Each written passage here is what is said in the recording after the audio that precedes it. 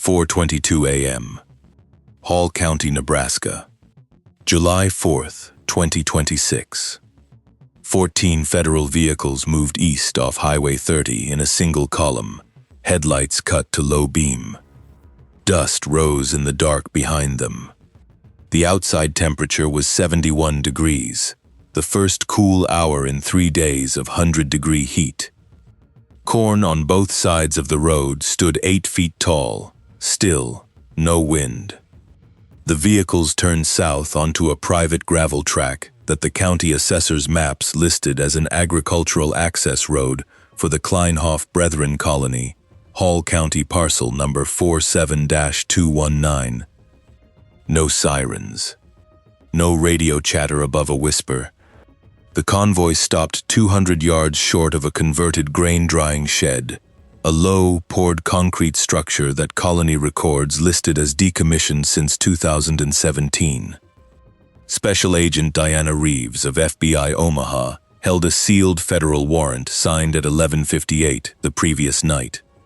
The warrant was based on one detail, a propane fill order that made no sense on a 96-degree afternoon in July. 16 women were inside that building. They had been there between 61 and 179 days. Nobody outside that warrant chain knew they were there. The Kleinhoff Brethren Colony had operated on its 2,400-acre parcel 40 miles west of Grand Island since 1978. It was incorporated with Nebraska as a tax-exempt agricultural cooperative. 47 registered residents. Wheat production, registered hog operations, a communal dry goods store off Highway 30 that sold quilts, preserves, and handmade furniture to passing tourists. The colony had never been cited by the county health department. Its tax filings were meticulous. Hall County residents described it as quiet, insular, but not unfriendly. The elders attended county commissioner meetings twice a year. They paid their assessments on time. The dry goods store had a 4.8 rating on Google Maps, mostly for the strawberry jam. The colony occupied a particular space in the rural Midwest, a community that had chosen simplicity, that kept to itself. It had earned, through decades of careful routine, something most criminal enterprises crave: institutional trust. Complete trust. What ran underneath that was invisible. 2 senior elders, men who governed the colony's finances and property decisions for over a decade, had formalized an arrangement with an outside recruiter in late 2025. The recruiter, a 43-year-old man named Donald Vail operating out of Kansas City, ran online advertisements in 4 Midwest states. The ads described women's retreat programs, spiritual renewal, communal living, modest stipends, meaningful work. They targeted women in transitional moments, between jobs, between relationships, recently relocated. The ads were carefully constructed. They were not fraudulent on their face. What they omitted was everything. Women who responded to Vail's advertisements were told they would stay at a working agricultural community in central Nebraska. Kitchen operations, light agricultural work, communal administration. Room and board provided. A modest weekly payment after an initial period. The contract they signed included language about a provisional residency debt covering transport, orientation, and housing. That debt could not be paid off through the wages provided. It grew faster than it could be earned down. Federal law calls this debt bondage. The women, arriving between late October 2025 and early May 2026, were not imprisoned immediately. The mechanics were subtler in the early stages. Phones were collected for communal focus. Transportation was controlled. The property was large enough that distance to any road was itself a deterrent. Vail had recruited women who, for various reasons, might not be immediately missed. Women between situations, between cities, without close daily contact with family. Some were missed immediately anyway. Caitlin Marsh, 24, from Council Bluffs, Iowa, had told her fiancé she was taking 2 weeks at a spiritual retreat before the wedding. When she did not return his calls at the end of week 1, he filed a missing persons report with the Pottawatomie County Sheriff's Office. That report, entered into the National Crime Information Center database in November 2025, sat unlinked to anything for 7 months. Adrian Cole, 26, a veterinary technician from Sioux Falls, South Dakota, had told a co-worker she was taking extended leave. When she did not appear for a dental appointment in December, and her landlord reported the apartment had gone quiet, a wellness check produced nothing. The apartment was paid up. Her belongings were there. Law enforcement had no basis to treat it as voluntary absence. The system was not designed to catch this. For 7 months, it did not. I went through the missing persons filings that eventually linked to this case.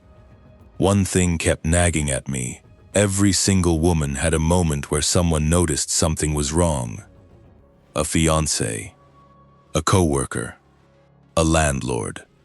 The data existed. The mechanism to connect it did not. What changed was not a federal investigation.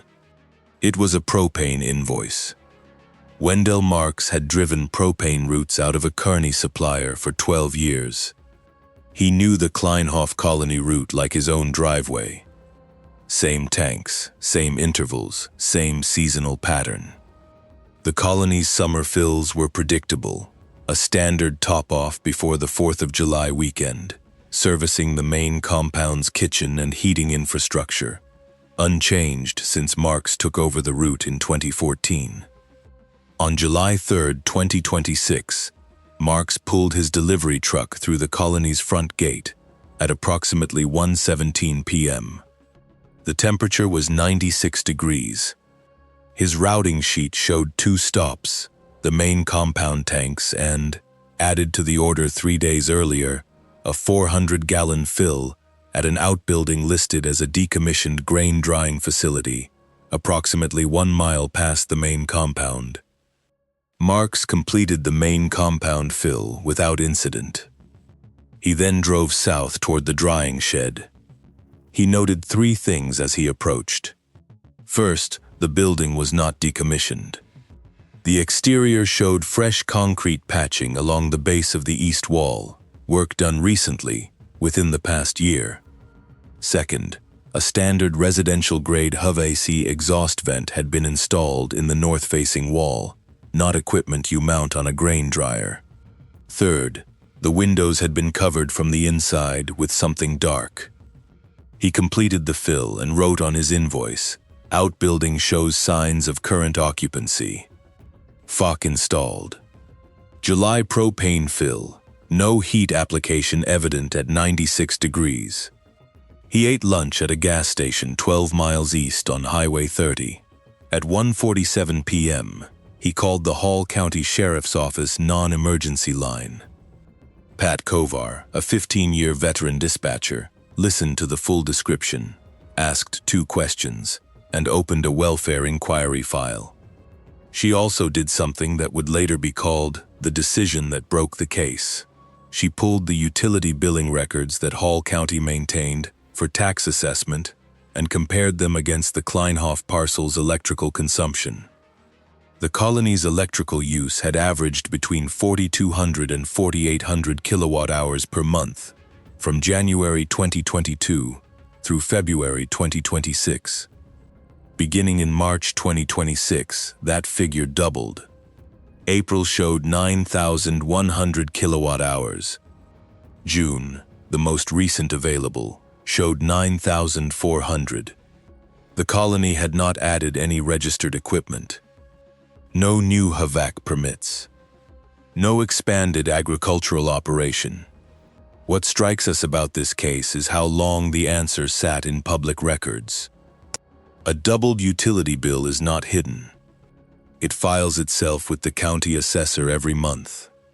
It just requires someone to look at it alongside something else, which is exactly what a Propane driver's handwritten note made possible. Kovar called Hall County Sheriff Martin Eddowes at 2:31 p.m. Eddowes reviewed the welfare inquiry and utility data. At 3:15 p.m., he placed a call to the FBI Omaha field office.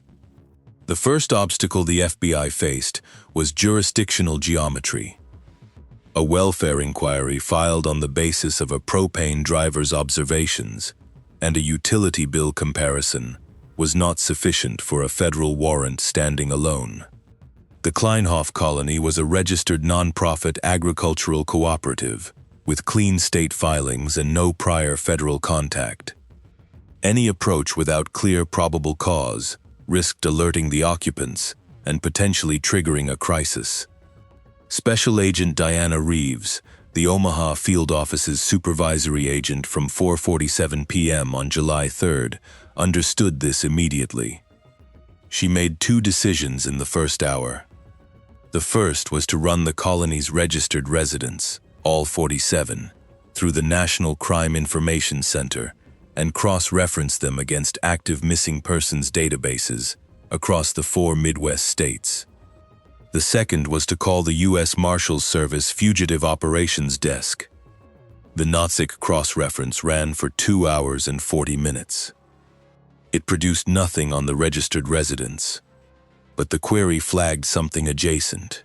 Donald Vale, a Kansas City resident with a prior federal civil judgment for contract fraud in 2022, had been named as a reference contact on 3 separate welfare inquiries, all in Iowa, South Dakota, and Colorado, all involving women between 22 and 28, all filed between October 2025 and January 2026, all unresolved.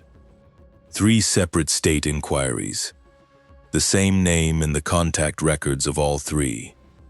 Reeves pulled each file. The women had responded to an online advertisement for a women's retreat program in central Nebraska. She called the warrant duty judge at 9:44 p.m. No one expected the speed. The judge reviewed the affidavit, the Propane invoice, the utility data, the 3 cross-state welfare inquiries with Vale's name in each, and a records check showing the colony had filed a building permit for a root cellar expansion in March 2025 at the drying shed, and signed the warrant at 11:58 p.m. By 1:15 a.m. on July 4th, 14 vehicles carrying 31 FBI agents and 8 US Marshals were staged 4 miles from the colony gate. The question no one had yet answered: how many people were inside? The warrant authorized entry. It did not tell agents what they would find. The utility data suggested extended occupancy. The cross-referenced missing persons cases pointed to a significant number. But Reeves needed to brief her entry teams on what they were walking into. She had one data point.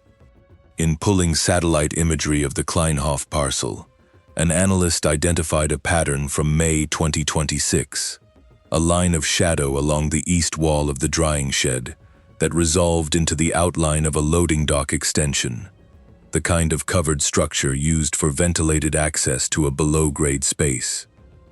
A root cellar. Below grade. Poured concrete. In July heat. With doubled power and an HEVAC vent. The inference was a climate-controlled sub-basement. Reeves briefed her teams at 2:50 a.m. She told them to be prepared for confined space rescue, possible medical emergencies, and an unknown number of people.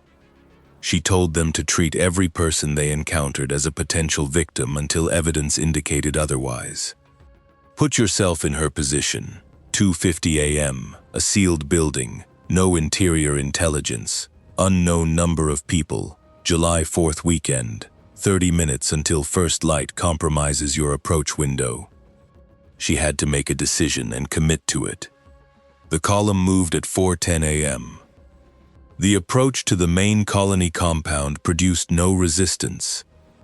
2 elders, Harlan Meese, 61, and Vernon Kleinhoff, 58, a descendant of the colony's founder, were encountered outside the main residence building. Kleinhoff was getting into a vehicle when the 1st Marshals unit reached him. He offered no resistance. Meese was found on the building's front porch. Both were detained at the colony gate by 4:17 a.m. Donald Vail was not on the property. He was at a motel in Hastings, Nebraska, 26 miles east, at 5:49 a.m. He had checked in at 11 p.m. the previous night, under his own name, using a credit card. Agents took him into custody without incident. He told the arresting agent he didn't know what this was about. The entry team reached the drying shed at 4:22 a.m. The obstacle no one had planned for was the door. The drying shed's entry point, a standard agricultural sliding door on the west face, had been sealed with a welded steel plate, approximately 1 inch thick, installed from the inside. The team's standard breaching equipment was rated for wood and conventional padlocked steel. A welded interior steel plate was different.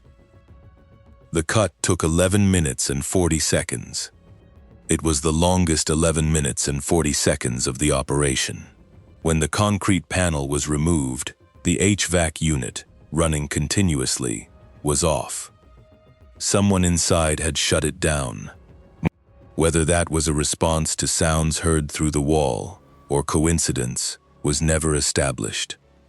The interior temperature of the sub-basement, when agents entered at 4:35 a.m., was 88 degrees. The sub-basement was approximately 30 feet by 45 feet, poured concrete walls and floor, single overhead lighting grid. There were cots, 16, arranged in 4 rows. Plastic storage containers, folded clothing, water containers, buckets. A single chemical toilet in the far corner, behind a partition. 16 women, ages 22 to 27, all alive. The federal incident report uses clinical language, multiple individuals showing clinical signs consistent with prolonged confinement, elevated core temperatures, and nutritional deficiency. Agents Reeves and 3 female deputies provided initial contact. Standard rescue protocol. No one moved until medical personnel staged at the perimeter were cleared to enter. Reeves later told the grand jury that none of the 16 women expressed surprise at being found. She said several asked, before anything else, whether they could call their families. The answer was yes. The youngest was 22, from Jefferson City, Missouri. She had been inside for 61 days. She had not seen sunlight since mid-May. The oldest was 27, from eastern Colorado, reported missing by her sister in October 2025. She had been in the sub-basement for 179 days. Caitlin Marsh, the bride-to-be from Council Bluffs, 24, missing since November, was in the 3rd row, 2nd cot from the left. The rescue team's medical log notes she was ambulatory, alert, and able to provide her full name, date of birth, and her fiancé's phone number without prompting. The medical transport had its own complication. Grand Island Regional Medical Center, the nearest facility with sufficient capacity, had not been pre-notified because pre-notification carried an obvious risk. Information travels in small towns, and there were still unidentified individuals potentially connected to the colony who had not been located. Reeves had pre-staged 2 FBI medical liaisons at the hospital, operating as standard federal health inspection personnel. They disclosed the nature of the incoming transfer to the hospital's chief of medicine at 4:48 a.m., 13 minutes after the entry team breached the building. The hospital activated its mass casualty intake protocol, cleared an entire ward, and had 12 physicians and nurses staged at the ambulance dock by 5:30 a.m. The first transport vehicles, 3 county ambulances supplemented by 2 FBI medical vans, arrived at Grand Island Regional at 5:57 a.m. All 16 women were transported in a single movement. Discharge summaries, partially released under federal court filings, note a consistent clinical picture: prolonged confinement, dehydration, consistent with restricted fluid access during the heat event of July 1st through 3rd, and the need for extended nutritional support. No discharge summary uses the word trauma. The clinical documentation is restrained. The horror lives in what is left unsaid. By 6:45 a.m. on July 4th, all 16 women were in the care of Grand Island Regional.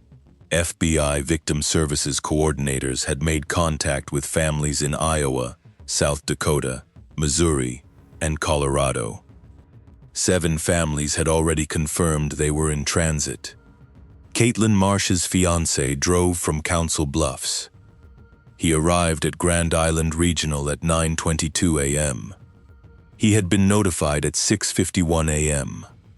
He had driven 163 miles in under 2.5 hours. She had been missing since November 7, 2025. 238 days. Here's the part that doesn't sit right, even now. Donald Vail had been the subject of a federal civil judgment in 2022. His name appeared in 3 separate state welfare inquiries across 2 years.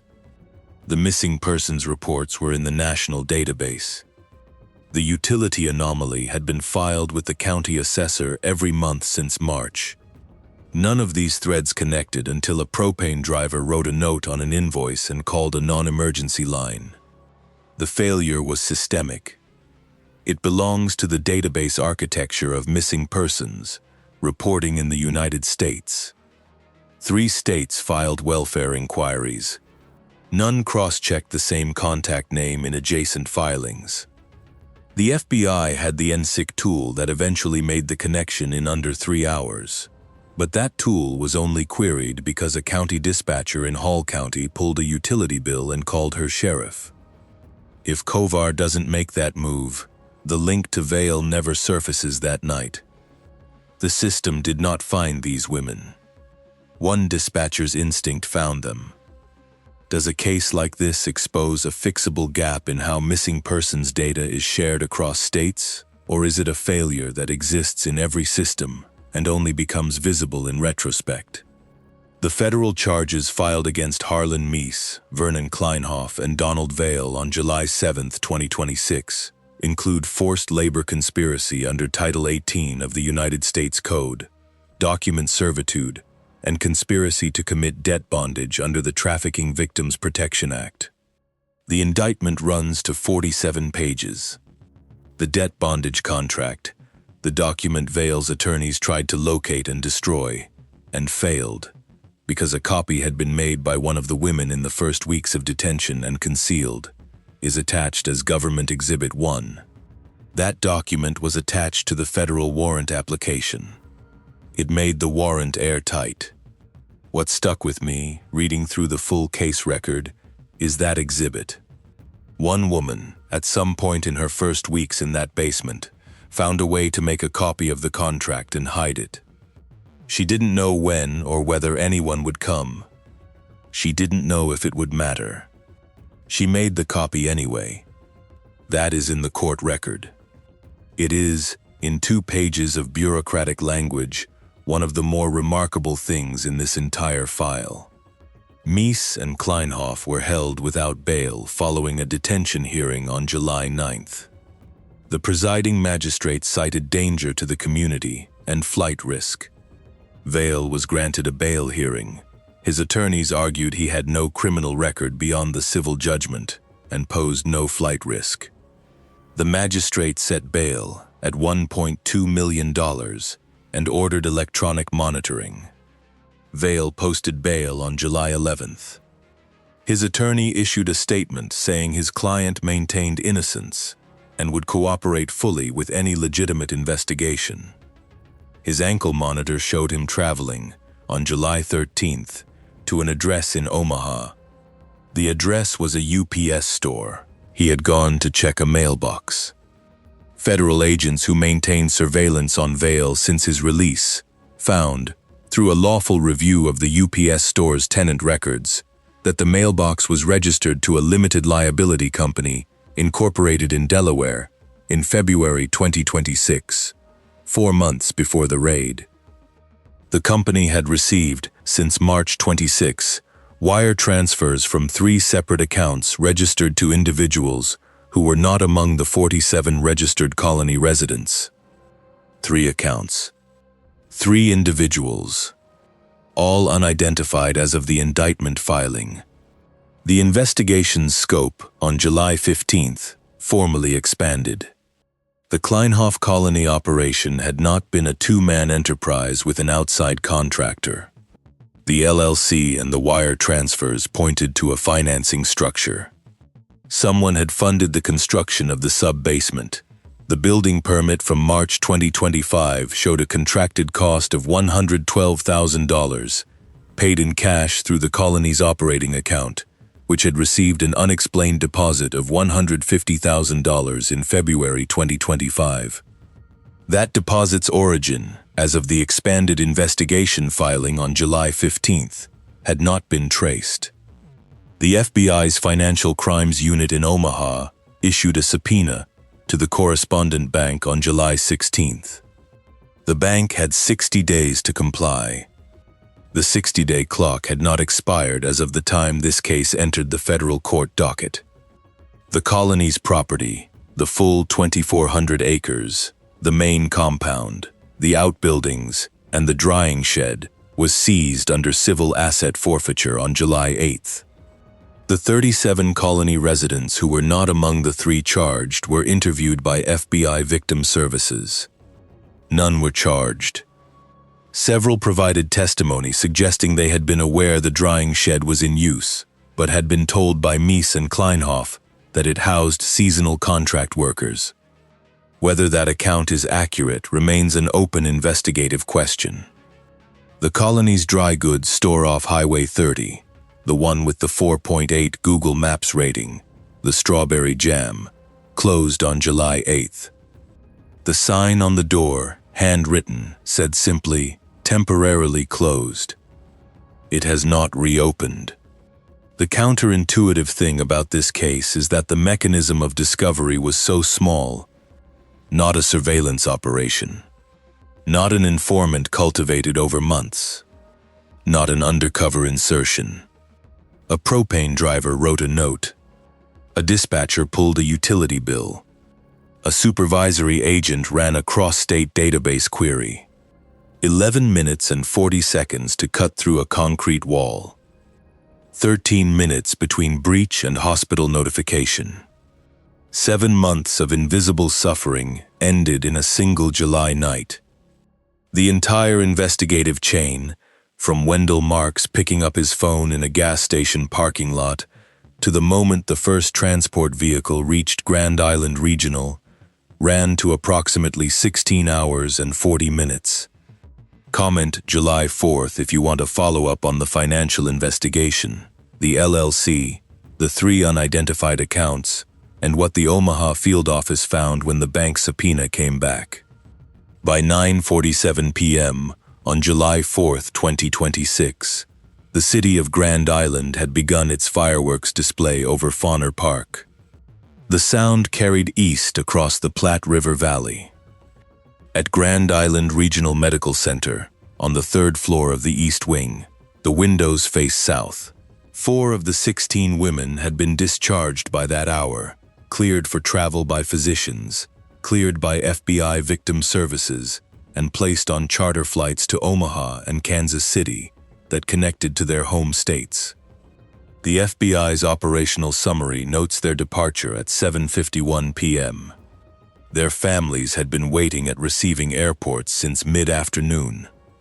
The other 12 remained at Grand Island Regional for observation periods ranging from 2 additional days to 11 days, depending on clinical assessment. All were discharged. All returned home. Caitlin Marsh was discharged on July 6th. Her fiancé had not left the hospital. The wedding had been scheduled for the previous December. They rescheduled. The date is not part of the public record. Adrian Cole, the veterinary technician from Sioux Falls, was the last discharged, July 15th, 11 days after the rescue. Her discharge summary notes the need for extended nutritional support and outpatient follow-up. She had been in the sub-basement for 144 days. Harlan Meese, Vernon Kleinhoff, and Donald Vale face federal trial on a date not yet set. The three individuals whose wire transfers funded the LLC have not been identified. The $150,000 deposited into the colony's operating account in February 2025 has not been traced to a source. Wendell Marks returned to his propane route on July 8th. He made no public statements. A spokesperson for the Hall County Sheriff's Office confirmed the sheriff had personally called Marks to thank him. The call lasted 4 minutes. A sealed supplemental investigation remains active in the Omaha field office. Its subject matter has not been disclosed. Its scope has not been disclosed. What the bank subpoena produced has not been disclosed. The network that financed this operation has not been fully identified. The question of how many other active advertisements Val's recruiter network may have placed across other states through other church-adjacent channels has not been answered in the public record. The sub-basement exists. It was built by professionals, financed by wire transfers, operated for over a year inside a trusted community institution that the county had not examined in 48 years. It was not unique in its engineering. It was not unique in its geography. It was unique only in the accident of a propane driver noticing a detail that made no sense in July heat and caring enough to write it down. The case is active. The origin of the money is not yet known. 16 women